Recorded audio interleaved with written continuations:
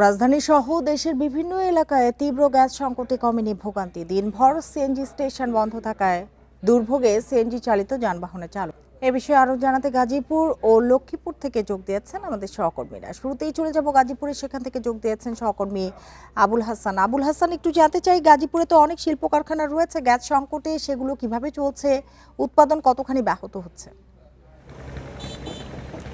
দেখুন, গাজীপুরে 5,000-এর বেশি কারখানা রয়েছে। এর মধ্যে 2,000 বেশি অর্থাৎ প্রায় 3,000 কারখানা রয়েছে তৈরি পোশাক এবং সিরামিক সহ অন্যান্য কারখানা রয়েছে। এবং যে তৈরি পোশাকগুলো কারখানা রয়েছে এগুলোর মধ্যে টেক্সটাইল রয়েছে, ডাইং এবং নিটিং সেকশন রয়েছে।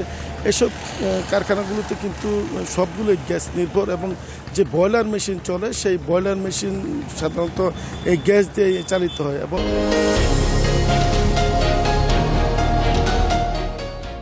আমরা যেটি দেখেছি গত কয়েকদিন ধরে গ্যাসের তীব্র সংকট থাকায় এই মেশিনগুলো কিন্তু ঠিকমতো চালাতে পারছে না শ্রমিকরা। এবং কারখানার যে মালিক আছেন তারা যেটি দাবি করেছেন যে এর মধ্যে 70% উৎপাদন কমে এসেছে, এখন মাত্র 30% উৎপাদন চলছে এবং দিনের 3 থেকে 4 ঘন্টা শ্রমিকরা বেকার বসে থাকছেন বলে তারা বলছেন। এবং কারখানার মালিক বলছেন যে এই অবস্থা চলতে থাকতে তাদের যে বায়ারদের শিপমেন্ট সেটি তারা সময় মতো দিতে পারবেন না এবং কার্যাদেশ যদি বাতিল হয় সেক্ষেত্রে তারা আর্থিক লোকসানের মুখোমুখি হবেন। এবং যারা বায়ার আছেন তারা এই অবস্থা থাকলে অন্যত্র বা অন্য দেশে চলে যেতে পারেন, সেই শঙ্কাও কিন্তু মালিকরা করছেন। এবং মালিকরা যে দাবি করছেন যে ইতিমধ্যে পোশাক যে শিল্প সেটি কিন্তু বিশ্ববাজারে বিভিন্ন দেশের সাথে প্রতিযোগিতা চলছে এবং এই প্রতিযোগিতায় টিকতে হলে তাদের জ্বালানি নিরবচ্ছিন্ন প্রয়োজন। এবং সেক্ষেত্রে যে গ্যাস এবং বিদ্যুৎ সেই দুটি জ্বালানিকেই তারা প্রাধান্য দিচ্ছেন এবং সরকারের কাছে আহ্বান জানিয়েছেন যাতে দ্রুত এই সংকট সমাধানের জন্য তারা ব্যবস্থা নেন। আমরা শ্রমিকদের সঙ্গে কথা বলেছিলাম, শ্রমিকরা যেটি বলছেন যে দিনে 3 থেকে 4 ঘন্টা তারা বেকার বসে থাকেন এবং সেক্ষেত্রে সামনের মাসে তাদের বেতন বোনাস মালিক পক্ষে কীভাবে দেবে সেটি নিয়ে তারা দুশ্চিন্তায় রয়েছেন। এছাড়া তাদের মধ্যে ছাঁটাই আতঙ্ক রয়েছে এবং চাকরির যে বেতন বোনাস নিয়ে সেটি নিয়ে কিন্তু তারা দুশ্চিন্তা প্রকাশ করেছেন। তারা বলছেন যে সরকার যদি এই ক্ষেত্রে দ্রুত হস্তক্ষেপ না করে তাহলে এখানে যে অন্তত 22 লাখের মতো শ্রমিক আছে গাজীপুরে, সেই শ্রমিকদের ভাগ্য কিন্তু একটা অনিশ্চয়তা দেখা দিবে। এবং এই যে নেতিবাচক প্রভাব এটি কিন্তু সামগ্রিক অর্থনীতিতে পড়বে। আপনি জানেন যে গাজীপুরে শিল্প অধ্যুষিত এলাকা হয়, এই শিল্প নির্ভর কিন্তু অনেক ব্যবসা প্রতিষ্ঠান আছে, বাসাবাড়ি রয়েছে, সব ক্ষেত্রে কিন্তু এর নেতিবাচক প্রভাব পড়বে। আবাসিক ক্ষেত্রে যদি বলি যে এখানে কিন্তু গভীর রাতে কিছুটা গ্যাস পাওয়া যায় এবং সকালের দিকে গ্যাস একবারই থাকে না, ফলে যারা আবাসিক গ্রাহক রয়েছেন তারা কিন্তু রান্নায় বিড়ম্বনা পড়েছেন এবং বিকল্প হিসেবে তারা ইলেকট্রিক যে চুলা সেদিকে ঝুঁকছেন এবং অনেকে বিকল্প উপায়ে রান্নার কাজ চালিয়ে যাচ্ছেন, অনেকে হোটেল থেকে খাবার এনে খাচ্ছেন, আমরা সেই চিত্রও দেখেছি।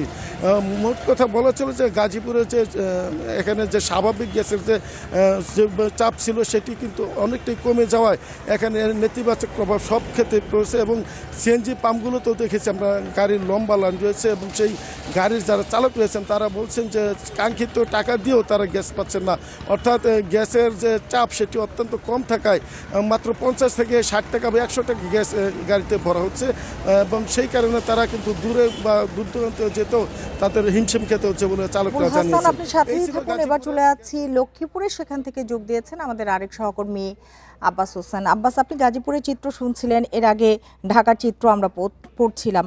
আপনি একটু বলবেন গ্যাসের সংকটে লক্ষ্মীপুরে কি ধরনের পরিস্থিতি তৈরি হয়েছে? গত কিন্তু 1 মাস ধরে আমরা দেখেছি যে লক্ষ্মীপুরে কিন্তু এই যে গ্যাসের যে সংকট সেটি কিন্তু একদম তীব্র আকার ধারণ করেছে। বিশেষ করে যে আবাসিক রয়েছে বা যে ব্যবসায়িক যে বাণিজ্যিক যে ব্যবসা প্রতিষ্ঠান রয়েছে সেখানে কিন্তু আমরা দেখেছি যে এর একটি নীতি মানে বাচক যে প্রতিক্রিয়া সেটি দেখেছি আমরা। পাশাপাশি যে আবাসিক যে এলাকাগুলো রয়েছে সেখানে কিন্তু রান্না বান্না করতে না পারার কারণে অনেকে আমরা দেখেছি যে তারা রাত জেগেও তারা রান্না বান্না করছে, অর্থাৎ ভোরবেলা কিছুক্ষণ গ্যাসের চাপ থাকলেও কিন্তু যখন বেলা বাড়ে অর্থাৎ 2টা পর্যন্ত একদম গ্যাস নাই বললে একদম এই এমনকি আমরা দেখেছি গ্যাস একদম কম, চাপ কম। তবে আমরা এখানে বাংলাবাদ গ্যাস সিস্টেম যিনি কর্মকর্তা রয়েছেন তারা বলছেন আসলে তারা যে ধরনের যে পরিমাণ চাহিদা রয়েছে সেই চাহিদা অনুপাতে তারা কিন্তু না পাওয়ার কারণে মূলত এই গ্যাস সংকট হয়েছে। হয়তো এটি আগামী আরো কয়েকদিন পরে এটি শেষ হয়ে যাবে এমনটি বলছেন, সমস্যার সমাধান হবেন। তবে আমি এখন যেখানে রয়েছে একটি ফিলিং একটি গ্যাস যে পাম্প রয়েছে, সেখানে আমরা দেখেছি এখানে দীর্ঘ লাইন, লম্বা লাইনে যে যারা সিএনজি চালিত যে গ্যাস নিতে এসেছেন যে চালকরা রয়েছেন তারা অভিযোগ করেছেন আসলে যখন তারা গ্যাস নিতে এসেছেন সেখানে কিন্তু 100 থেকে 200 টাকার গ্যাস তাদেরকে নিতে হচ্ছে, এর বাইরে কিন্তু গ্যাস নিতে পারছেন না। ফলে অল্প কিছুক্ষণ যে গাড়ি চলাচল করার পরে কিন্তু আবার গ্যাস সংকট তারা পড়ে। এতে করে তারা যে সড়কে যে যানবাহন চলাচল করতে গিয়ে তারা কিন্তু চরম দুর্ভোগে পড়তে হচ্ছে এমনকি তারা জানিয়েছেন।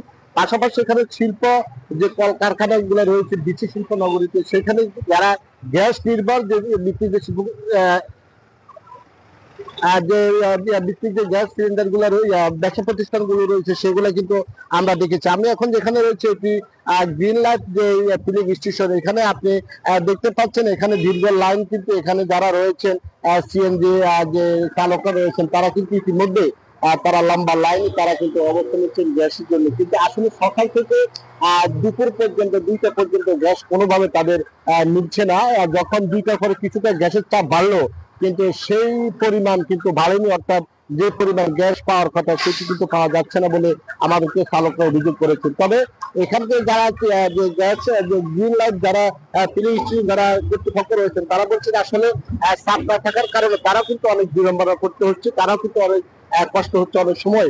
এই যে চালকদের সাথে তাদের শ্রমিকদের সাথে এক ধরনের হাতাহাতির ঘটনা ঘটে এমনটি তারা দেখেছেন। তবে দ্রুত যদি এই সমস্যার সমাধান করা না হয় তাহলে মানুষের যে দুর্ভোগ সেটি অনেকভাবে আরো কয়েক গুণ বাড়বে এমনটি আশা করছেন এখানকার যে বাণিজ্যিক বা আবাসিক যে গ্রাহক রয়েছে তারা।